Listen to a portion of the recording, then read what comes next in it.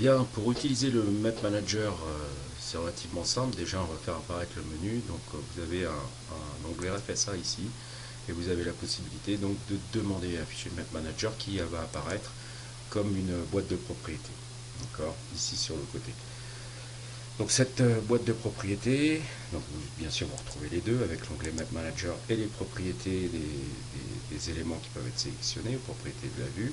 Vous pouvez bien sûr l'isoler, il suffit de le prendre, d'accord, et de le déplacer pour mettre le Map Manager à l'endroit où vous le souhaitez sur votre écran. Vous pouvez bien sûr replacer la fenêtre du Map Manager dans les propriétés, dans la fenêtre sur le côté des propriétés, là, il suffit de le déplacer.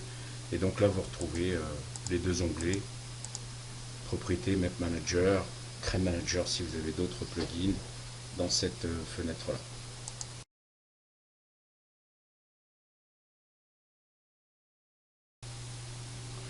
Le plugin Map Manager de Ref va vous permettre de faire plusieurs choses. La première des choses, c'est de pouvoir détecter les interférences entre les réseaux de gain, les réseaux de canalisation et les réseaux, les chemins de câbles électriques. Ça, c'est la première des choses. Deuxième chose, vous allez pouvoir également détecter les interférences entre ces différents réseaux et les murs porteurs structurels et les dalles structurelles. Une fois que vous aurez détecté ça à travers les outils du plugin, vous aurez la possibilité donc de détourner ce que l'on appelle les réseaux à travers la génération de casse. On va voir comment ça se déroule ça ensuite dans les paramètres, et également de mettre en place ce que l'on appelle les réservations dans les murs et dans les dalles, que ce soit sur la maquette elle-même, la maquette projet dans laquelle vous travaillez, si vous avez les murs et les dalles dans cette maquette, ou bien sur une maquette liée.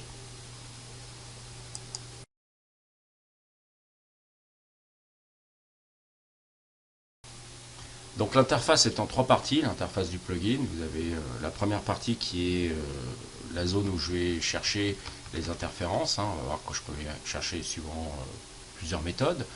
La deuxième zone, c'est ce qu'on appelle la clash list. Ça va être le résultat des interférences s'il y en a dans mon projet. Et puis la troisième zone, c'est les paramètres pour résoudre ces interférences, que ce soit à travers les casses ou les réservations.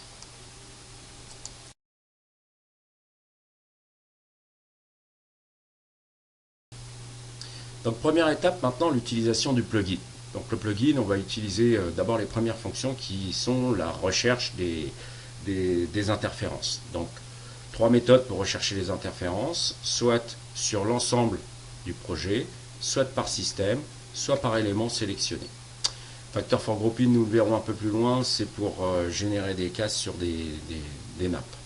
Donc Search All va me rechercher dans tout le projet. Si ici je clique sur Search All, le plugin va rechercher dans tout le projet les interférences entre les canalisations, les gaines, les canalisations, les chemins de câbles, les gaines, etc., etc. Et également tout ce qui est réseau et murs porteurs et dalles porteuses. Donc on va identifier et on va marquer tous les éléments qui sont en interférence. Ensuite, dans la clash list, dans la liste qui est en dessous, on va retrouver toutes les interférences par nature d'interférence.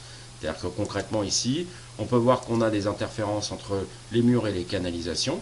On voit ici sur le système EV01, on a des interférences entre les murs et les chemins de câbles, on a des interférences entre les canalisations et les gaines entre elles, on a également des interférences. Quand on va ici sélectionner la ligne d'interférence, on va retrouver donc trois colonnes. La colonne du nom du système, la colonne qui s'appelle ID Master et ID Slave. Les ID étant les identifiants Revit, identifiants uniques dans un projet. Donc là ici, si je prends cette ligne-là, je vois que j'ai une interférence entre une canalisation et un mur. Et je vois ici l'identifiant de la canalisation et l'identifiant du mur. Le fait d'avoir cliqué sur cette ligne-là, bien sûr, dans les propriétés, il me remet l'identifiant de Revit, le nom du système, la famille, du réseau, ainsi que ses dimensions. Et comme ça, je vais pouvoir donc visualiser toutes les interférences. D'accord, par exemple ici, entre deux gaines sur le système qui s'appelle RE02, donc entre l'identifiant 955-254 et 951-550. Le 955-254 étant donc le système RE02 amphi 350. Et je vais voir ici également que j'ai l'inverse. Là, ici j'ai le système SO02 qui est du soufflage avec l'interférence 951-550 et 955-254. Donc je peux voir que c'est celui-ci et celui-ci sont identiques. La seule chose, c'est que soit je dévoirais toujours le master, hein, donc soit je dévoirais le soufflage, soit je dévoirais le système RE02.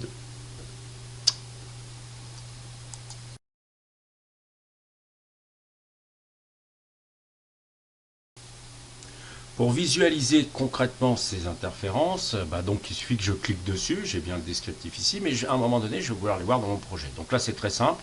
Je vais cliquer avec le bouton droit de ma souris sur la ligne, et donc j'ai quatre fonctions qui apparaissent. Soit je peux résoudre le clash, donc il va me générer le casse. On verra ça un petit peu plus tard. Soit j'ai déjà la possibilité de voir à la fois le master et slave, que le master et que le slave. Imaginons qu'ici, je recherche donc à quel endroit dans mon projet j'ai une interférence entre cette canalisation et ce mur. Je vais faire si master et slave, et puis là les éléments vont passer en surbrillance. Sauf que dans un projet complexe, quelquefois, même si c'est en surbrillance bleue, ça va être difficile pour moi de visualiser les éléments. Donc là j'utilise la fonction Revit qui est tout simplement d'isoler, puisque les éléments sont sélectionnés, d'isoler et d'utiliser la fonction isoler l'élément. Le fait d'isoler l'élément, je vais pouvoir visualiser tout de suite à quel endroit que ça se passe, d'accord, l'interférence, et je vois que là, typiquement, ma canalisation traverse mon mur sans réservation, d'accord. Si je restaure, bien sûr, je vais retrouver l'intégralité de mon projet.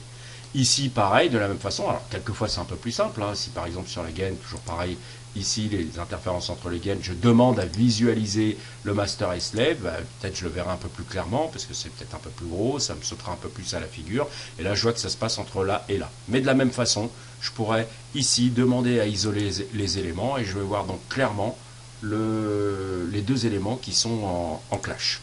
Donc je restaure. Donc nous avons vu la recherche sur l'ensemble du projet avec la fonction Search All. Hein. J'ai également la possibilité de rechercher par système.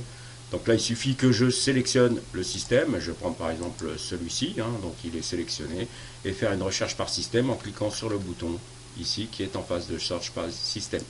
Je vais cliquer et donc là, il va rechercher, et pour ce système-là, il va me détecter le clash que j'ai, et là je peux visualiser que j'ai un clash entre, donc, pour ce système, entre ces éléments-là. Il suffit que je me mette là, que je regarde ici, master and slave, et je vois que là, ici, j'ai un clash qui se situe à ce niveau-là. D'accord. Également, la possibilité de faire une recherche par élément. Hein, je vais prendre par exemple cet élément-là. Ici, je recherche où j'en ai un, peut-être ici, là. Je vais rechercher par élément, et donc là, en phase de search par élément, je clique, et donc ici, il va me rechercher la partie donc qui est en clash. Je vois ici, j'ai un clash à ce niveau-là.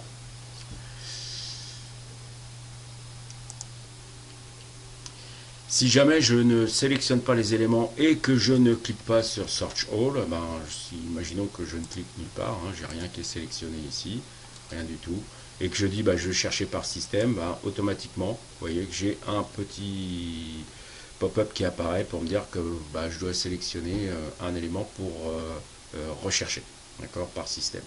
Voilà.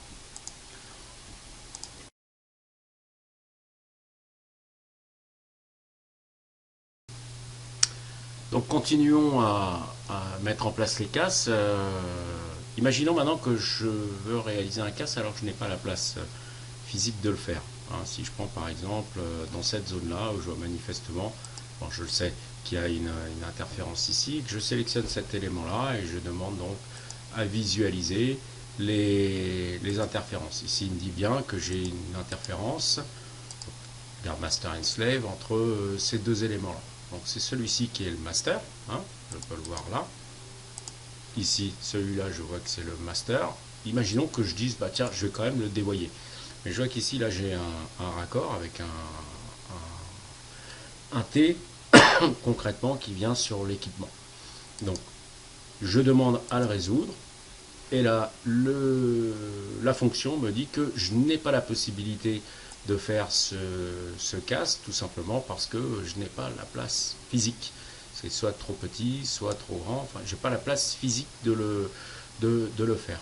D'accord. Donc là, il faudra que je trouve une autre solution que mettre en place un casse. Ça pourrait très bien être dire, bah, je vais plutôt sélectionner cet élément-là, d'accord, ici, et dire, bah, je veux à ce moment-là, sur le retour, bah, tout simplement faire le casse sur cette gaine-là.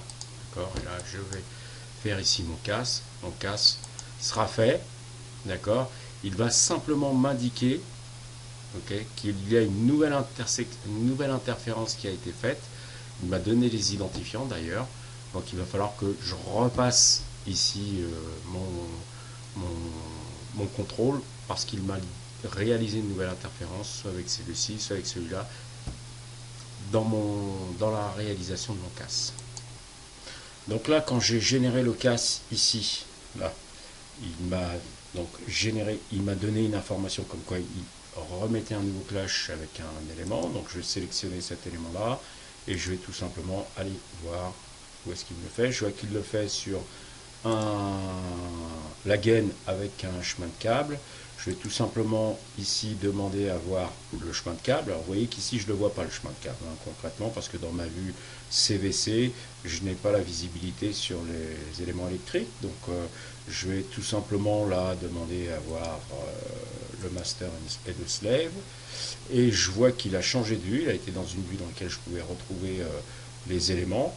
Et donc si j'isole, d'accord, concrètement là je vais isoler les éléments, je vois bien que ça se passe là. C'est bien ce tronçon de gaine, le petit tronçon du dévoiement et le chemin de câble. Donc on va retirer l'isolation ici et donc on va venir dans cette zone là, c'est là que ça se passe. On va regarder ici dans une vue 3D, ce sera peut-être mieux, d'accord, on voit bien ici le clash. Donc là concrètement qu'est-ce que je vais faire? Ce que je veux c'est le faire sur cet élément là, le dévoiement. Donc je vais tout simplement ici sélectionner par élément. Là je vois bien que j'ai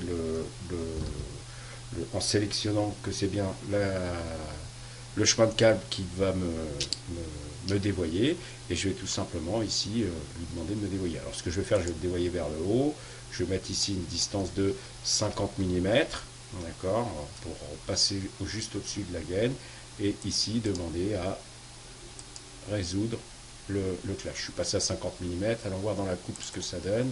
Dans la coupe, ouais, voilà, je passe juste au-dessus de la gaine.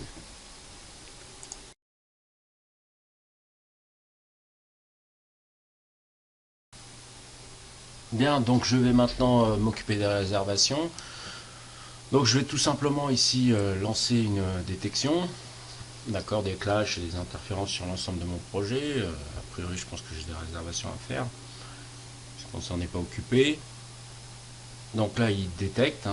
Donc j'ai aussi encore des clashs de canalisation et de gaine puisque je n'ai pas été au bout de mon projet. Mais je vais vous montrer donc les réservations. Donc sur les murs et les dalles qui sont naturellement dans mon projet. Donc là, il m'a en même temps checké que j'avais quelque chose qui n'était pas connecté.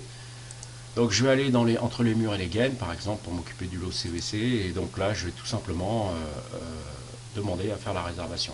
Le fait de demander à faire la réservation, il me met une étiquette. Vous voyez que là, ici, il m'a mise, là, à cet endroit-là. Il m'a mis une étiquette et il m'a bien sûr créé la réservation dans le mur. Donc là, ici, je vois que c'est une réservation au diamètre 600. Donc la forme de l'étiquette, on pourra la changer. On verra ça tout à l'heure. Et puis là, ici, je vais simplement mettre que c'est le lot CVC. Encore, et c'est la réservation numéro 1. Je vais continuer donc dans mon lot, dans ma gaine, et donc là je vais également résoudre celle-ci. D'accord, il me l'a fait apparaître là. Je clique, là je vais cliquer sur la réservation. Je clique ici sur l'élément pour dire que c'est le lot CVC. Voilà, et repositionner mon étiquette.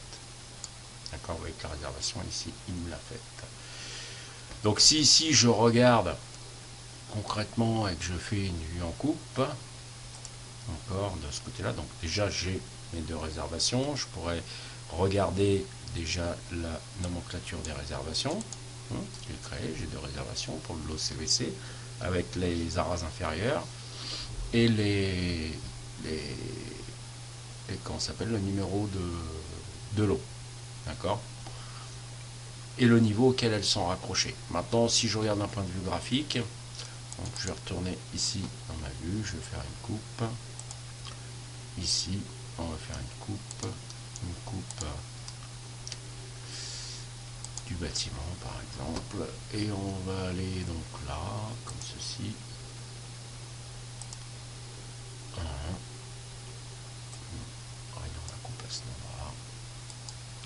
Je vais aller à la vue, et donc là je vois bien mes réservations, d'accord, qui sont présentes ici. On voit la réservation qui est là, d'accord, avec la gaine. Donc maintenant, si je viens cacher cet élément là de gaine, voilà, j'ai bien la réservation qui est là, comme ceci. Je pourrais bien sûr l'étiqueter pour la noter et récupérer du coup l'information du diamètre et de la réservation avec la hauteur par rapport au niveau.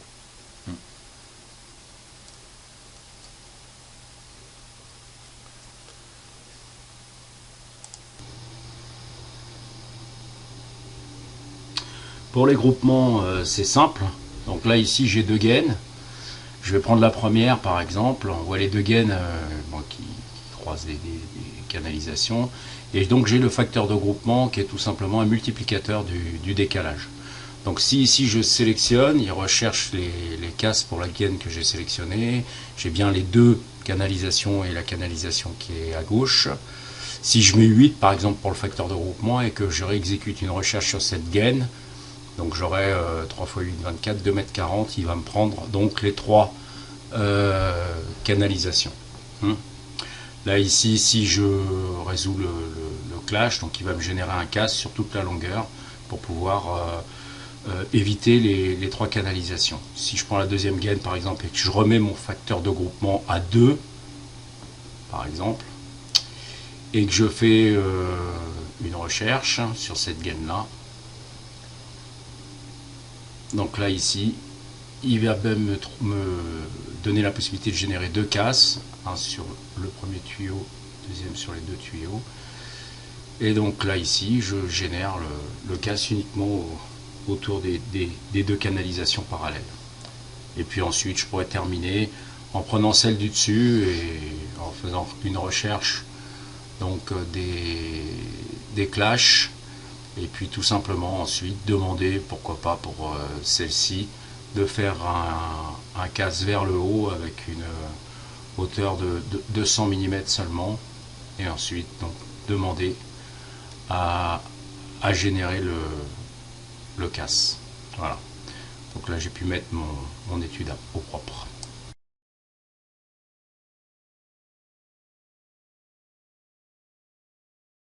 Les angles, c'est relativement simple. Prenons cette canalisation par exemple, faisons une recherche, on va voir qu'il y a un casse à réaliser. Je vais le prendre, et puis là dans cette case là, donc par défaut l'angle est à 45 degrés, ici je vais le mettre à 90 degrés, et si les préférences d'acheminement sont bien réglées dans mon système, à ce moment là j'ai plus qu'à cliquer et à demander à générer un casse. On va faire ce bouton et on va voir que le casse sera à 90 degrés. Voilà. Bon, pour les angles, c'est aussi simple que ça. On peut mettre toutes les valeurs d'angle de 0 à 90 degrés.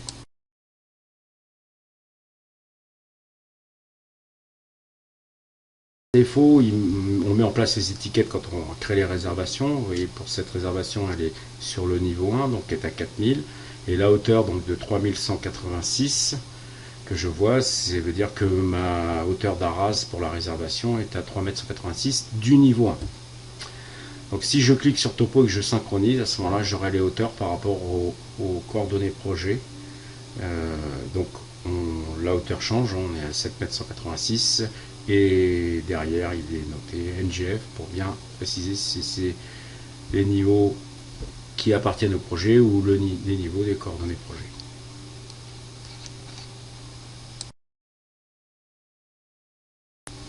Lorsqu'on a un fichier lié, on a deux fichiers, un fichier pour les réseaux par exemple et un fichier pour les éléments structurels du bâtiment. Donc ici je vais le recharger, hein, j'ai un fichier de bâtiment avec des éléments structurels. J'ai la possibilité, bien sûr, de rechercher toutes les interférences entre donc un fichier de réseau et le fichier de bâtiment structurel. Donc il fait la recherche. Donc là, il va me rechercher à la fois les réservations à faire dans les éléments structurels, mais également, puisque je vais faire un search all, tous les clashs qu'il y a entre les différents systèmes, que ce soit de gain, de canalisation ou de chemin de câble. Donc il fait l'analyse de l'intégralité du fichier sur tous les niveaux, et donc il va me sortir dans la clash list, répertorié par incident et par type d'incident, donc les réservations à faire notamment entre les murs et les gaines. Là je vois que j'ai deux systèmes, le système de soufflage et le système de reprise, et donc je vais pouvoir, en cliquant sur Solve Clash Afterwards, donc mettre de côté ces réservations pour les exécuter en une seule fois dans le fichier lié. Alors pourquoi je ne les fais pas tout en même temps? Tout simplement, et à chaque fois en cliquant sur Solve Clash, tout simplement parce qu'à chaque fois il me déchargerait le fichier lié et je serais obligé de le recharger derrière.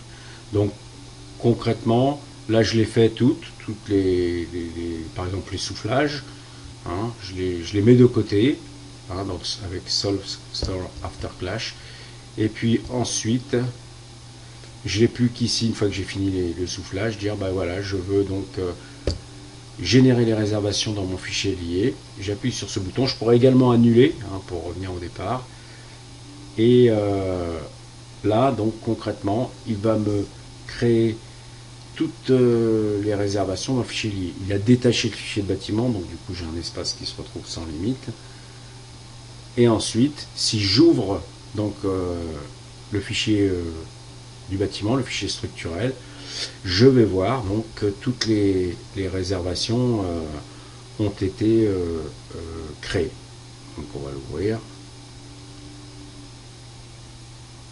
ici, et donc on peut voir que toutes les réservations sont faites. On les voit dans le fichier structurel. Donc je n'ai plus qu'à étiqueter. Donc la réservation est un modèle générique, donc je vais chercher mes étiquettes qui sont sur les modèles génériques, hein, et je vais le faire en une seule fois, donc pour étiqueter l'ensemble de mes réservations. Et là je reviens dans le même type de travail que tout à l'heure. Je vais pouvoir mettre le système et puis ensuite placer mes étiquettes de façon adéquate dans ma vue de plan d'étage ou ma vue en plan. Voilà, donc voilà cette petite présentation du plugin Revit Map Manager.